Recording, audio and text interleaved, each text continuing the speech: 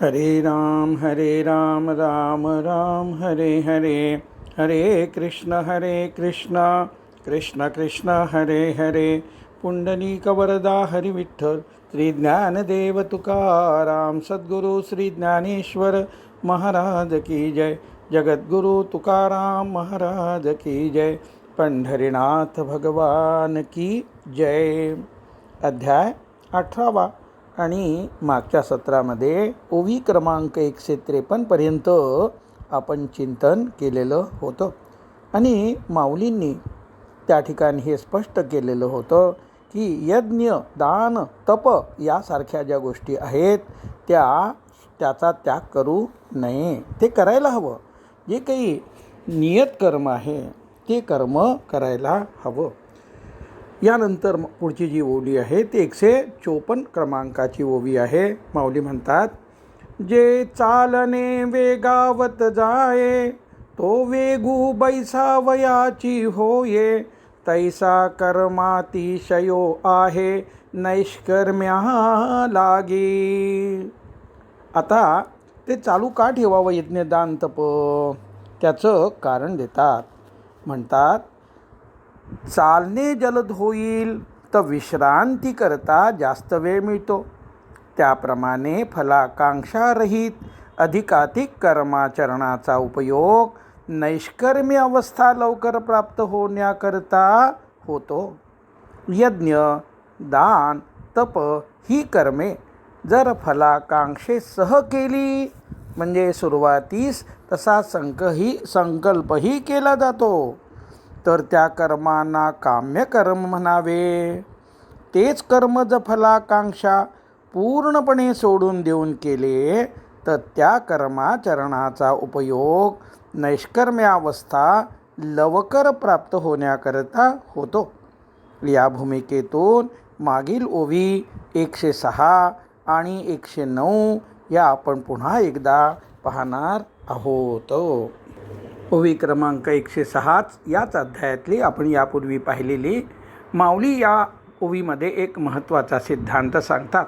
म्हणतात, काम्यकर्मी हे एक सामर्थ्य आथी स्वाभाविक, मनोनी नको कौतुक मुमुक्षू एथ. आता जाणून अथवा न जाणून केलेल्या काम्यकर्माचे म्हणजे यज्ञादी इष्टकर्माचे, धर्मशाळा बांधणे इत्यादी पूर्तकर्माचे फळ अवश्य भोगावयास लावणे हे काम्यकर्मामध्ये एक स्वाभाविक सामर्थ्य आहे. म्हणून काम्यकर्माच्या ठिकाणी मुमुक्षूने आवड ठेवू नये, काम्यकर्माचे कौतुक करू नये. ज्याप्रमाणे निषिद्ध कर्माचे, पापकर्माचे फल भोगणे अनिवार्य असते, त्याप्रमाणे करणीय कर्म म्हणजे पुण्यकर्म करताना जाणीवपूर्वक किंवा सुप्तपणे इच्छा, आशा, अपेक्षा जेव्हा त्या कर्माच्या मुळाशी असते तेव्हा अशा केलेल्या कर्माचे फलसुद्धा भोगावेच लागते आणि त्यासाठी वारंवार जन्म घ्यावा लागतो. यज्ञयागादी काम्यकर्मे सुरू करताना सुरुवातीसच फलेच्छा जाहीर करणारा संकल्प करण्यात येत असतो हे लक्षात घ्यावे. अर्थात यज्ञ, दान, तप ही कर्मे फलांक्षारहिततेने करावीत. पुढची ओवी 109 या क्रमांकाची अशी आहे. हे काम्यकर्म सांडणे, ते कामने तेची उपडणे, द्रव्य त्यागे दवडणे भय जैसे. अर्थात चोरीचे भय समूळ नाहीसे करण्याकरता भयाचे मूळ जे द्रव्य त्याचा त्याग करणे, त्याप्रमाणे हे काम्यकर्म टाकणे म्हणजेच फलेच्छालाच मुळासकट उपडणे होय. आता या मागच्या 2 ओव्या आपण अशा प्रकारे पाहिल्या. पुढची ओवी अशी आहे. अधिके जवजव औषधी, सेवा ह्याची मांडी बांधी, तव तव मुखी जे व्याधी तयाची ये. ओवी क्रमांक 155. आणि माऊली कायने सांगितलं या ओवीमध्ये आपल्याला, एखादा रोगी मनुष्य जसे जसे औषध नियमितपणे सेवन करू लागतो तसे तसे त्याचा रोग लवकर नाहीसा होतो. तैसी कर्मे हातो पाती जय की जती यथा निगुती तैरजतमे झडती झाडा देवुनी. 156.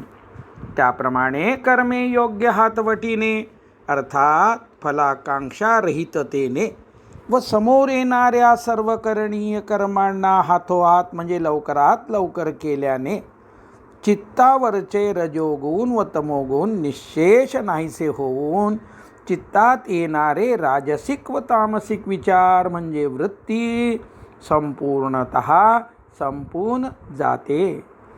का पाठोवाटी पुटे भांगारा खारू देणे घटे तै कीड झडकरी तुटे निर्व्याजू होय. 157. हिनकस सोन्याला क्षारांची पुटे देणे वरचे वर घडते तेव्हा त्यातील हिनकस भाग लवकरच नाहीसा होतो आणि ते सोने विशुद्ध होते. माऊलीच्या पुढच्या ओवीमध्ये साधना सांगितली आहे आणि ही साधना कशा करता, तर चित्तशुद्धीचा अनुभव घेण्यासाठीची ही साधना आहे. माऊली म्हणतात, तैसे निष्ठा केले कर्म ते झाडी करुनी रजतम सत्वशुद्धीचे धाम डोळा दावी. अर्थात याप्रमाणे निष्ठा व आस्थापूर्वक केलेले यज्ञ दान तपादी कर्म रजतम नाहीसे करून सत्वगुणाद्वारे शुद्धी जेथे होते ते धाम म्हणजे ठिकाण अर्थात चित्त डोळ्याला दिसेल असे दाखविते. अर्थात सत्वोद्रेकाद्वारे चित्तशुद्धी होणे म्हणजे चित्ताच्या ठिकाणी सुरू असलेली चित्तशुद्धीची प्रक्रिया अनुभवास येऊ लागते. आता थोडं चिंतन आपल्याला करायचं आहे. चित्त शुद्ध होत असताना चित्त शुद्ध होत असल्याचे साक्षीभाव जागृत ठेवून कसं अनुभवता येईल. आता त्याकरता एक भागवतातली कथा या ठिकाणी आपल्याला समजा भावली आहे. मनात त्यामुळे सात्विक भाव दाटून आलेले आहेत. सत्रोद्रेक झाला आहे. अश्रुपात सुरू झाला आहे.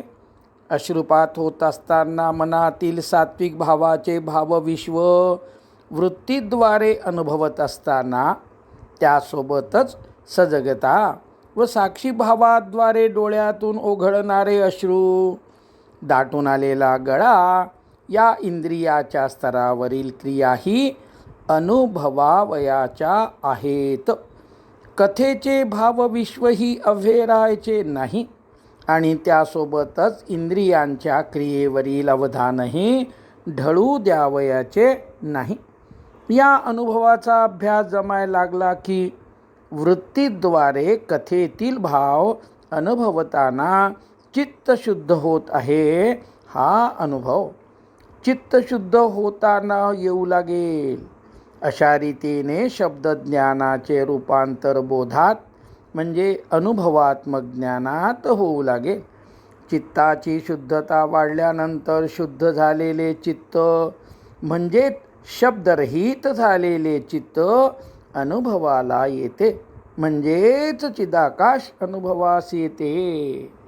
आता पुढच्या ओवीमध्ये माऊली सिद्धांत सांगतात. म्हणतात, मनोनिया धनंजया सत्वशुद्धी गिवसीतया तीर्थाची या सावाया आली कर्मे. 159. म्हणून अर्जुना, सत्वगुणाद्वारे चित्ताचे शुद्ध होणे हे अनुभवाच्या कक्षेत येणे ज्या कर्मामुळे होते ते योग्य त्या हातवटीसह केलेले आहे असे कर्म सामर्थ्याच्या तुलनेत गंगादी तीर्थाची बरोबरी करते. That doing is in awareness causing and giving experience of your space within is worth replacement of holy तीर्थास. आणि या ठिकाणी आपल्याला 20 मिनिटाचं आता ध्यान करावयाचं आहे. आणि असं ध्यान करताना नेहमी सुखासनामध्ये बसायचं आहे. पाठीचा कणा ताठ आणि मनात कोणताही विचार यायला नको.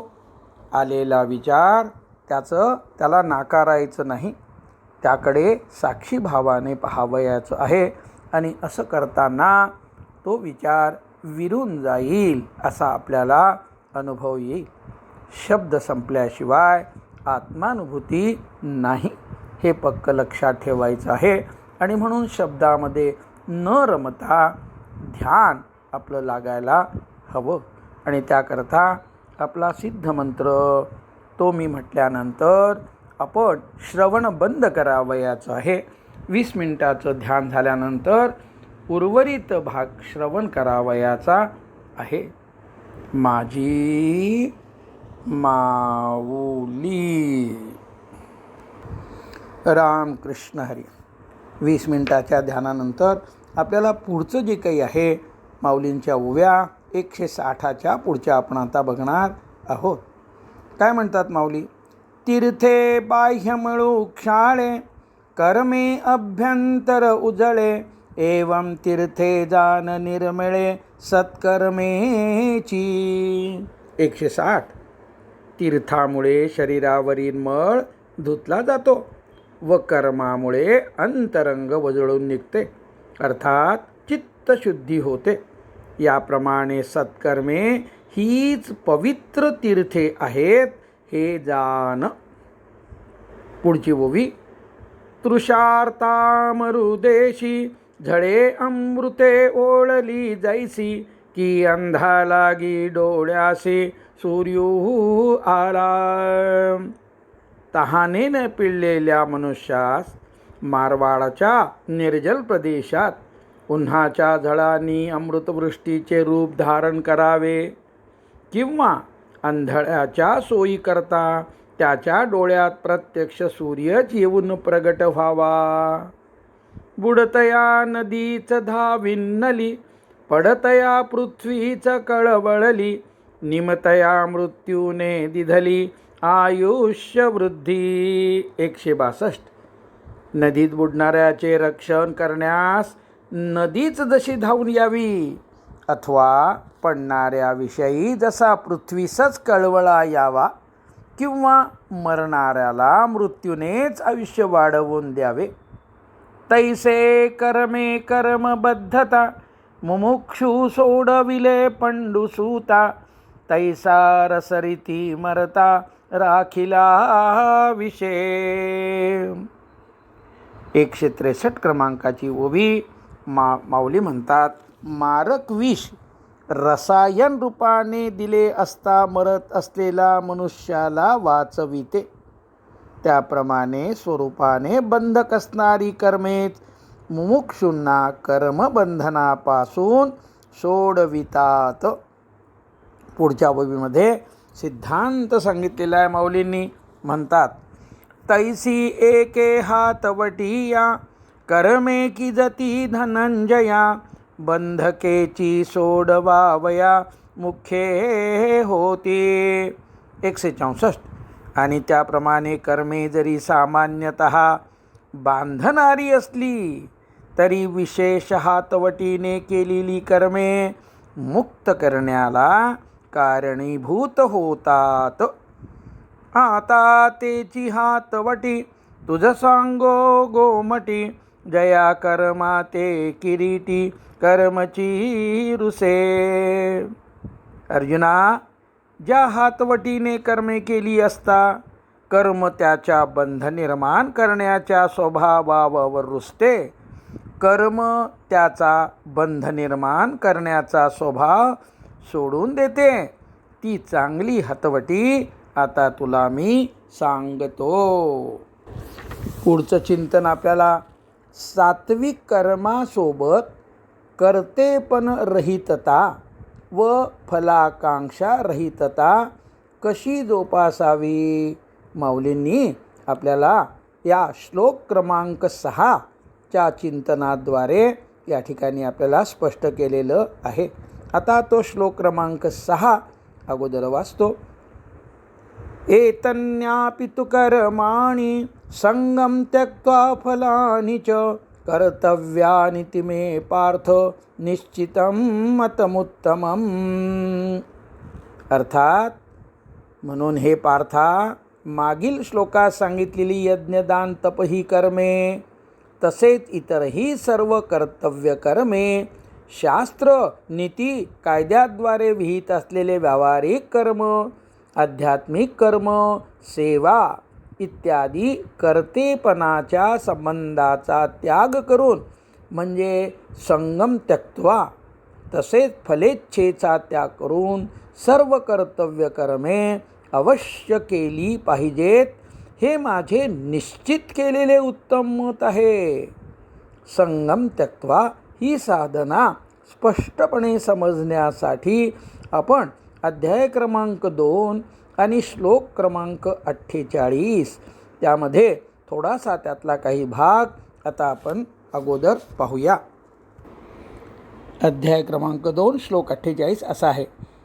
योगस्थ कुरु कर्माणि संगम त्यक्त्वा धनंजय सिद्ध सिद्ध्यो समो भूत्वा समत्वम योग उच्यते. काय म्हणतात भगवंत, हे धनंजया, तू संगाचा म्हणजे मी करता मी भोगता आहे असा जो संसाराशी संग म्हणजे संबंध आहे, तो जन्मोजन्मीपासून तयार झालेला आहे. चित्तातल्या कोठल्या वृत्तीद्वारे तो सतत अनुभवास येत राहतो.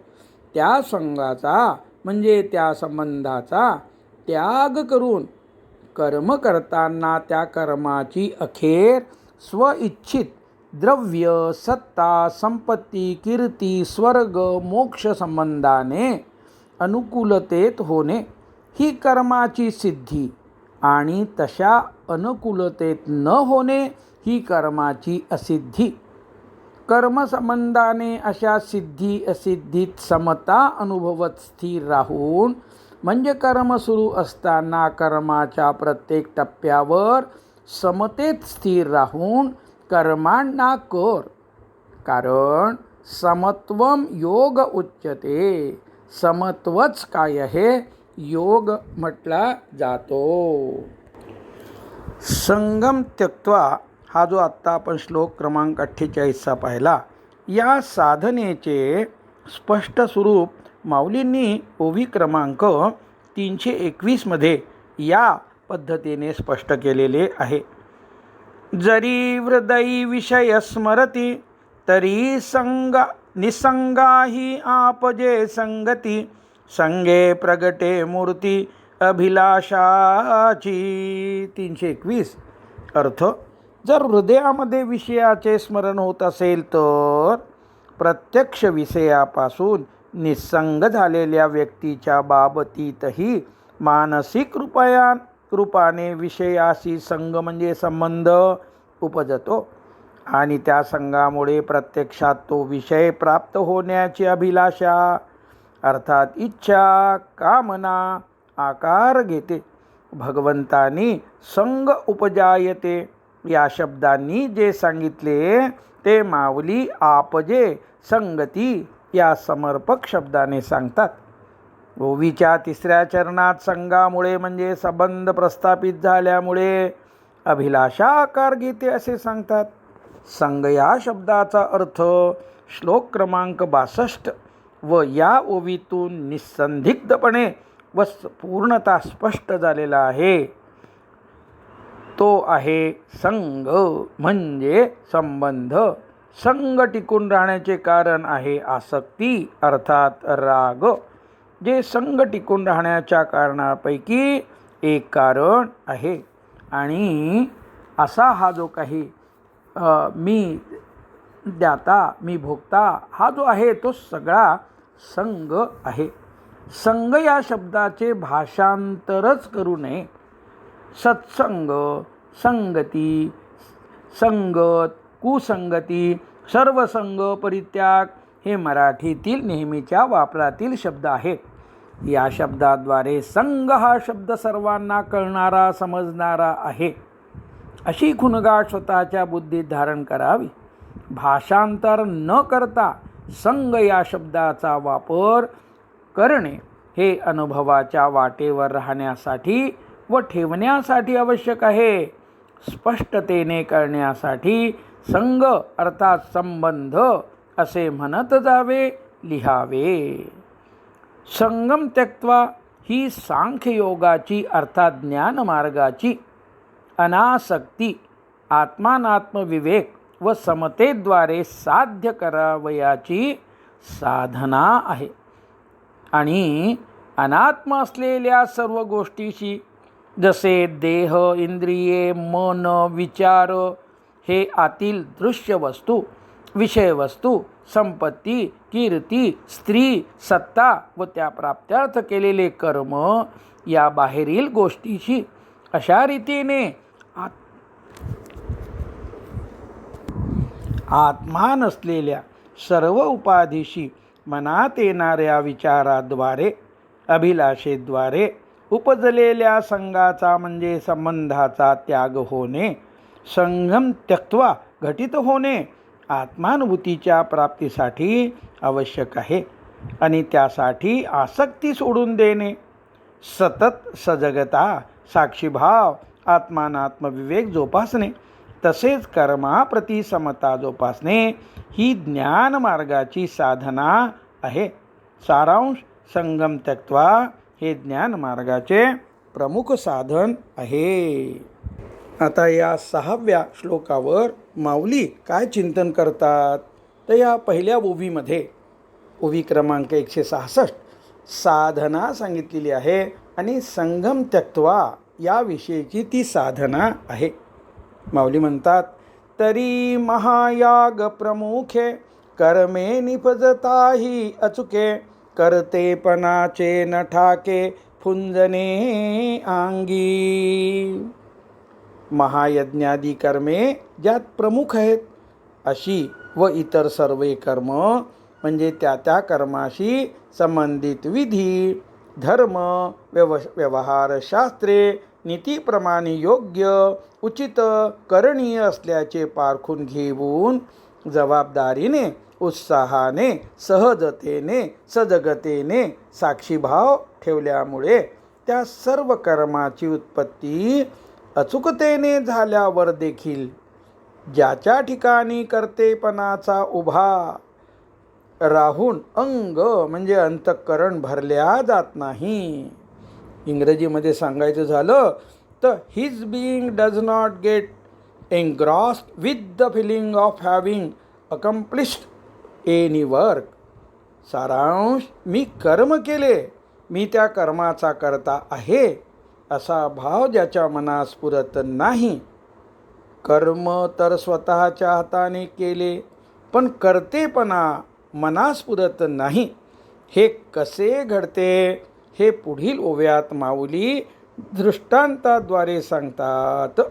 भगवंतानी श्लोकात सांगितलेल्या संगम त्यक्त्वा हा भाव पुढील दृष्टांतात सुरेखपणे उलगडतो. ओवी क्रमांक 167 अशी आहे. जो मोले तीर्था जाये तया मी यात्रा करीतू आहे ऐसिये श्लाघ्यतेचा नोहे तोषू जेवी. जो मजुरी घेऊन चाकरी करण्याकरता तीर्थयात्रेला जातो त्याच्या ठिकाणी मी यात्रा करतो आहे अशा कर्तृत्वाहंकारामुळे उत्पन्न होणारा व संतोष प्राप्त करून देणारा आत्मश्लाघेचा म्हणजे आत्मस्तुतीचा भाव जसा उत्पन्न होत नसतो. आणि पुढच्या ओवी साधना म्हणता सांगतात, का मुद्रा समर्थाचिया जो एकवटू झोंबे राया तो मी जिनता ऐशिया नयेची गर्वा. अथवा राजाच्या शिक्क्याला म्हणजे राजाज्ञेच्या जोरावर जो शिपाई एकवटून म्हणजे समग्रतेने शत्रू असलेल्या राजाशी लढतो आणि जिंकल्यानंतर त्याच्या मनात त्या राजास मी जिंकलो असा अभिमान जसा येत नाही, म्हणजे जिंकण्याचे श्रेय अर्थात कर्मफल स्वतःच्या राजाचे आहे याची त्याला खात्री असते. साधन सामुग्री मालकाची असल्यामुळे कर्मफलावर मालकाचाच हक्क आहे. या भूमिकेमुळे सेवकाच्या बाबतीत फलाकांक्षेद्वारे बंधाची निर्मिती होत नाही. वरील ओवी 167 व प्रस्तुत ओवीमध्ये सेवकाचे उदाहरण माऊलींनी दिले आहे. सेवकाची कृती मालकाप्रित्यर्थ मालकाच्या वतीने असते. कर्म करीत असताना सेवक मालकाची साधनसामग्री वापरीत असतो. त्यामुळे कृतीद्वारे निर्माण होणाऱ्या फलावर अर्थात कर्मफलावर मालकाचा हक्क असतो. ही मनोभूमिका सातत्याने धारण केलेल्या अवस्थेत कर्म करीत राहणे सेवकास सहजच शक्य होत असते. त्यामुळे सेवकाच्या बाबतीत फलाकांक्षेद्वारे बंधाची निर्मिती होत नाही. सेवकही उद्देश अर्थात गोल किंवा साध्य अर्थात फल ठरवूनच कृती म्हणजे कर्म करीत असतो. पण कर्मामुळे तयार होणारे फल मालकाचे आहे याची खात्री सेवकास असल्यामुळे फलाकांक्षा व प्रत्यक्ष फल हे दोन्हीही सेवकाचे ठिकाणी बंधाची निर्मिती करीत नाहीत. आणि त्यामुळे सेवक कार्यक्षमतेने सावधानतेने कुशलतेने समग्रतेने समर्पित होऊन कर्म करीत राहूनही कर्तृत्वहंकाररहितता कर्माशी निर्लिप्तता अनुभवणे त्याला शक्य होत असते. मोबदल्यात मालक माझा चरितार्थ म्हणजे योगक्षेम चांगल्या प्रकारे चालवणार ही खात्री त्या सेवकास कर्मसमग्रतेने करण्यासाठी पुरेशी असते. साधकाने स्वतःचे शरीर म्हणजे इंद्रिये मन बुद्धी ही ईश्वराची सामुग्री असून ती सामग्री जगद्रूपाने साकार झालेल्या ईश्वराच्या कार्यात म्हणजे जनता जनार्दनाच्या सेवेत समग्रतेने लावून पूर्ण कार्यक्षमतेने कर्म करावे आणि त्या मोबदल्यात ईश्वर योगक्षेम सांभाळतो याची खात्री ठेवावी. जनहिताचे फलाकांक्षारहित कर्माचरण व सोबतीला श्वासानुसंधानासह प्रखर साक्षीभाव ही जोडी अर्थात जोडगोळी कर्तृत्वाहंकारी मी व पाहणारा मी म्हणजे आत्मा यांना वेगळे करते व आत्मा अनुभवास येतो. आणि यासाठी आपण अध्याय क्रमांक 3 आणि ओवी क्रमांक 169 पाहणार आहोत. या ओवीमध्ये माऊली कर्मयोगाचे विज्ञान आपल्याला सांगतात. काय म्हणतात? देखे फळाची आशा आचरे कामकू जैसा कर्मी भरू होवा तैसा निराशाही. अध्याय 3 ओवी क्रमांक 169. हे पहा, एकदा उचित करणीय कर्म निर्धारित केल्यानंतर फळाची इच्छा करणारा व्यवहारी पुरुष फलाशेमुळे म्हणजे सत्ता संपत्ती कीर्ती ऐहिक उन्नती प्रित्यर्थ इत्यादी जसा स्वतःचा फायदा जास्तीत जास्त म्हणजे ऑप्टिमाइज करण्याच्या हेतूने 100% समग्रतेने रस घेऊन दक्षतेने कार्यक्षमतेने सर्व सामग्रीची जोड लावून कर्मामध्ये स्वतःचे सर्व व्यावहारिक ज्ञान व कौशल्य म्हणजे मॅनेजमेंट स्किल लावून जसा कर्मावर भर देतो. माऊलीचे शब्द कोणते आहेत? कर्मी भरू होवावा तैसा. अशा रीतीने कर्माचे आचरण निरीच्छ विद्वानाने करावे. आसक्त व्यवहारी व्यक्तीच्या कर्म करण्याची सर्व विशेषणे मुद्दाम दिली आहेत व ती स्वतःच्या व कुटुंबाच्या स्वार्थासाठी जशी आवश्यक आहेत तशी ती स्वतःच्या संस्थेच्या म्हणजे ऑर्गनायझेशन समाजाच्या व देशाच्या उन्नतीसाठी सुद्धा अत्यंत आवश्यक आहेत. त्यामुळे या सर्व क्रिया विशेषणांनी युक्त होऊनच कर्म करणे कर्मयोगाला अभिप्रेत आहे. फरक इतकाच की केंद्रबिंदू मी व माझे कुटुंबीय इतका संकुचित न ठेवता पूर्णतः व्यापक करावयाचा आहे. समाज, देश, पृथ्वी आणि विश्व असा. किमान पक्षी स्वतःची नोकरी, व्यवसायाची सत्ता, कार्यक्षेत्र जेथपर्यंत पोचते तेथपर्यंतच्या सर्व लोकांचे हित, जबाबदारी स्वीकारून जोपासावयाचे. त्यासाठी चित्तात सतत सजगता व साक्षीभाव जोपासावयाचा. कशाच्या तरी बाबतीत सजगता, कशाच्या तरी बाबतीत साक्षीभाव असे नको. शुद्ध सजगता, शुद्ध साक्षीभाव सोबतीला रोजचा ध्यानाभ्यास हवाच. शुद्ध सजगता व साक्षीभाव जोपासण्यासाठी जबाबदारीची जाणीव व श्वासाचे अनुसंधान म्हणजे सोहमभाव खूप मदतीचे ठरते. ही साधना आत्मानुभूतीसाठी शीघ्र फलदायी आहे. म्हणून माऊली म्हणतात, कर्मी भरभोवावा तैसा निराशाही, म्हणजे निरीच्छ पुरुषाने मेघवृंदाच्या वृष्टीप्रमाणे पुष्कळ कर्म करावे. आणखी चिंतन असं आहे, उपरोक्त सर्व क्रिया विशेषणांनी युक्त जसे जनहिताचे फलाकांक्षारहित कर्माचरण व सोबतीला श्वासानुसंधानासह प्रखर साक्षीभाव ही जोडगोडी कर्तृत्वहंकारी मी व पाहणारा मी म्हणजे आत्मा यांना वेगळे करते. इंद्रिये इंद्रियाच्या ठिकाणी त्यांच्या क्रिया करून कर्माची उभारणी होत आहे व आत्मा त्या उभारल्या जाणाऱ्या कर्माशी संबंध रहितून पाहत आहे असा अनुभव सुरू होतो. ही साधना अशा रीतीने दोन्ही अनुभूती एकाच वेळी म्हणजे साथ सायमल्टेनियसली मिळवून देते. हा अनुभव ज्या क्षणी सुरू होतो त्या क्षणी शरीर खूप हलके झाल्याचे म्हणजे ओझे उतरून ठेवल्यासारखे अनुभवास येते व त्यासोबत आत्म्याचा अत्यंतिक आनंद सुरू होतो. हा अनुभव अगदी टळटळीत असतो. आत्मानुभूतीची प्राप्ती होण्याचे असे हे लेखकाने स्वतःच्या अनुभवलेले कर्मयोगाचे विज्ञान आहे. आणि वरीलप्रमाणे म्हणजे राजा जनकाप्रमाणे अध्याय 3 श्लोक 20 मध्ये राजा जनकाच्या कर्माचा उल्लेख केला, कर्मयोगाचा उल्लेख केलेला आहे. कृतिशील राहणे हे ज्ञानोत्तर म्हणजे जीवनमुक्तावस्था प्राप्त झाल्यानंतर आनंदप्रदायक कर्म असते. अशी ज्ञानोत्तर भक्ती आनंदप्रदायक असते. पुंडलिक वरदा हरी विठ्ठल श्री ज्ञानदेव तुकाराम सद्गुरु श्री ज्ञानेश्वर महाराज की जय. गोपाल कृष्ण भगवान की जय. विठ्ठल विठ्ठल विठ्ठल विठ्ठल विठ्ठल विठ्ठल. पुंडलिक वरदा हरी विठ्ठल श्री ज्ञानदेव तुकाराम सद्गुरु श्री ज्ञानेश्वर महाराज की, जगद्गुरु तुकाराम महाराज की जय. पंढरीनाथ भगवान की जय.